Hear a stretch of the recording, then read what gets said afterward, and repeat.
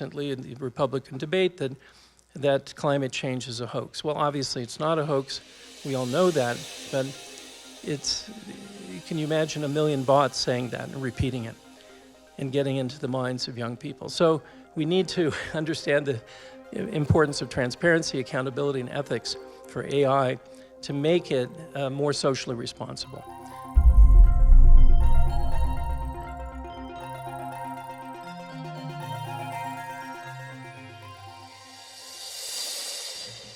Thank you so much. I'd like to thank Chip Cummins for recognizing the significance of artificial intelligence. I noticed he's using it. It's empowering. It makes everyone who's brilliant like him even smarter. So leveraging AI for climate change solutions requires a little bit of background. So I'm going to give you just a minute or two on the history of AI. Warren Weaver invented computational linguistics, machine translation, in 1948 on an old IBM room-sized computer. Now everyone's carrying several forms of AI: voice recognition, facial recognition, page ranking algorithms, all kinds of algorithms tracking your consumer behavior. So everyone's surrounded by AI in their pocket and in their environment.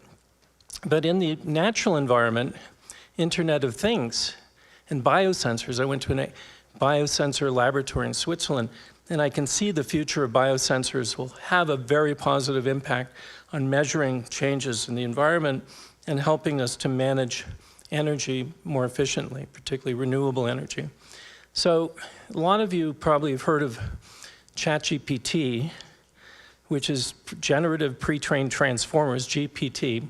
It's a product of OpenAI that has over 150 million users. So that's just one of the more famous ones. Microsoft already put in $15 billion. They've just raised another billion. And it's probably going to be $1 trillion company, OpenAI.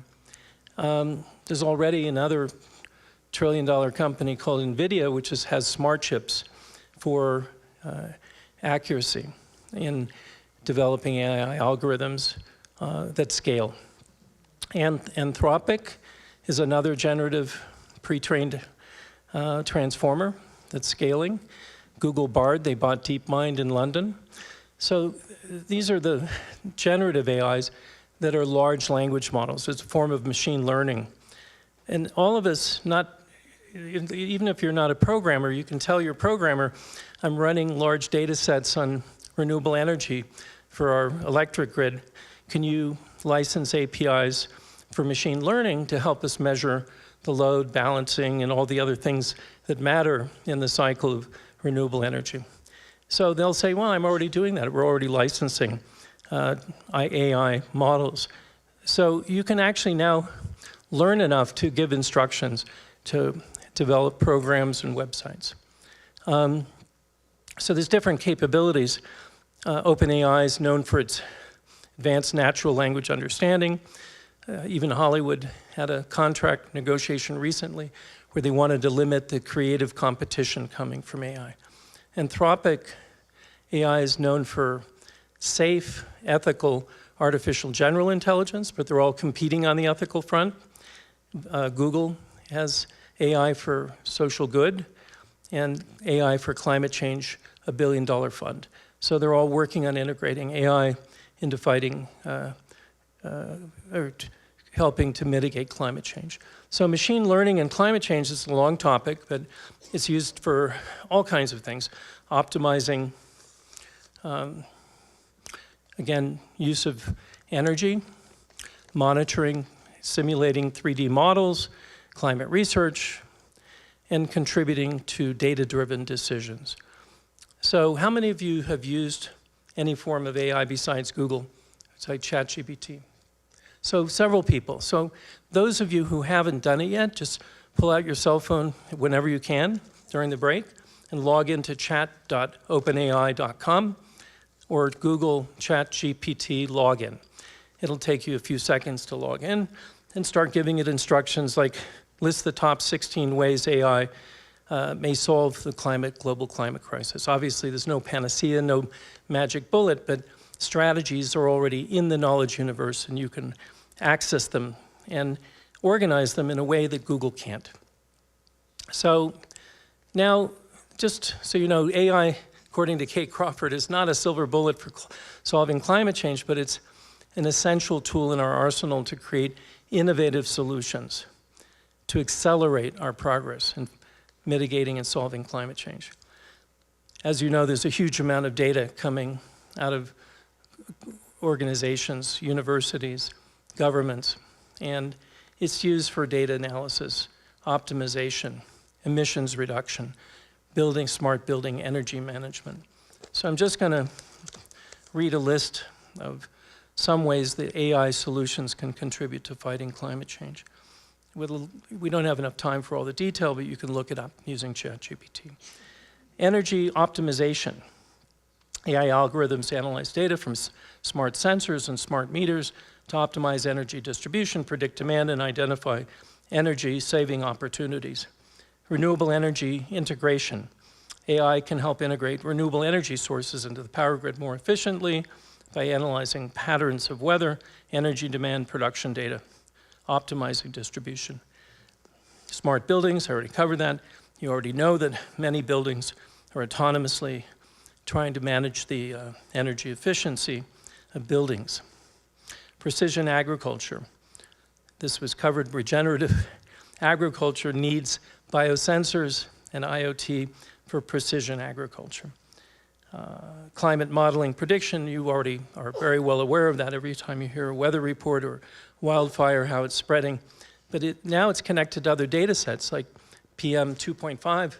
You can measure so people with asthma can receive an alert that it's a climate change event like a wildfire could affect their health or send them to the hospital if they're not prepared. So a lot of this is early warning, predictive analytics, forest monitoring, sustainable transportation, disaster prediction. So all of these forms of AI are horizontal to all the vertical data sets that I just discussed. And it's one thing to have AI in a black box. Another thing, you can actually design new algorithms, set goals for AI, design new AI algorithms with your voice using ChatGPT. You can give it instructions to design and apply algorithms yourself without having any background in computer science. It's all very user-friendly. And it's going to become more user-friendly to the point that within a few years, you'll be able to have a digital twin. And instead of working 5-6 days a week, you will work 3 days a week and then give instructions to your digital twin to work the other 2.5 days. So there are a lot of gurus coming out of academia. One of them is from India, applying algorithms to Earth system models, geology and geophysics, biochemistry, biogeochemistry, ocean data, carbon cycles, sea ice. All of this generates data which needs to be modeled. So these models can reduce emissions. They can do smarter routing, like Uberization of trucking. Trucking now can issue carbon credits to be reallocated for purchasing more efficient vehicles. So there's a whole circular economy that AI is participating in. Legislative trends. Well, we just heard from Richard yesterday, a brilliant guy who understands that to do civic engagement, you need the right messaging. That can be done by humans, as smart as Richard, or by generative AI, which draws from the wisdom of crowds and wisdom of other activists, what worked. And it can integrate it into new models of civic engagement so you can have your own Cambridge Analytica, only an ethical version, in your pocket with, instead of disinformation, fact-checked information that can scale and engage voters through conversational bots, doing micro-targeting. Like any other conversational bot, it can be programmed with messaging and achieve the political goals that we all share. So civic engagement is already using AI, but it's going to be accelerating, and it's important for all of us to use this as a tool. So how many more minutes do I have here? 12, okay. So data privacy. There's been a lot of talk about this because kids using TikTok are being targeted for consumer advertising.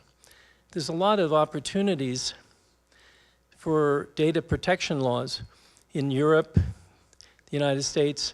Europe is about a year ahead of us in data privacy for AI, and AI ethics are being programmed into legislation that'll be required that all businesses adopt the best standards. So, ethical AI, there are guidelines, and this accounts for all kinds of nefarious uses of AI, like deep fakes that will replicate your voice and trigger ransomware attacks using your voice, using your identity. So this is part of the dark web's challenge, is that we need to use AI for good, but also understand there's going to be a lot of people using AI for evil purposes. So we need bots to fact check and neutralize disinformation, because there's a lot of people talking about AI and faking news, using AI, and using AI for disinformation. And that includes people like Vivek Ramaswamy, who said on a stage recently in the Republican debate that climate change is a hoax. Well, obviously it's not a hoax. We all know that, but can you imagine 1 million bots saying that and repeating it and getting into the minds of young people? So we need to understand the importance of transparency, accountability, and ethics for AI to make it more socially responsible. So again, there's AIs in very many sectors, not just climate change.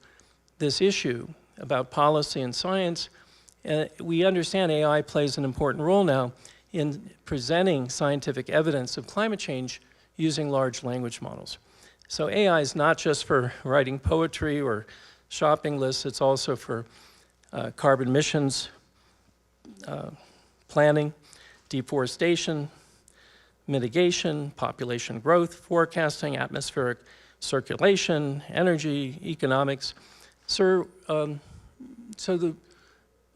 Walter Stern, who's a knight in London, has been an advisor to several prime ministers and has a book called The Economics of Climate Change. And he's forecasting an economic depression. So it's important to use AI to mitigate the risks of economic dislocation from not only energy prices going up, but also from the shortage of certain EV metals like lithium, which is highly correlated with discoveries of geothermal. So AI is being used to analyze where to drill using sensors, magnetotelluric sensors, sonic sensors to identify where to drill for lithium, coincidence with fault lines that have geothermal. So that's an example of how AI can drive solutions. So I just want to close with a few quotes from the CEO of Microsoft. Machine learning can optimize energy consumption, reduce waste, and drive efficiencies in ways that are crucial for a sustainable planet. Gina McCarthy, one of our great policy leaders, has said that AI can be a game changer in climate adaptation, helping communities and governments prepare for the increasing frequency and intensity of extreme weather events. And Jensen Huang said, in the fight against climate change, artificial intelligence is not just a tool, it's a partner in innovation, enabling us to reimagine our world and create a more sustainable future. So with that, I'll end 15 seconds early, and thank you very much for listening. I really appreciate you. And thanks again to Chip Cummins. And I recommend this book by Eric Schmidt called The Age of AI. It's brilliant about the geopolitical implications and all the applications at AI at this point in going forward. Thank you so much.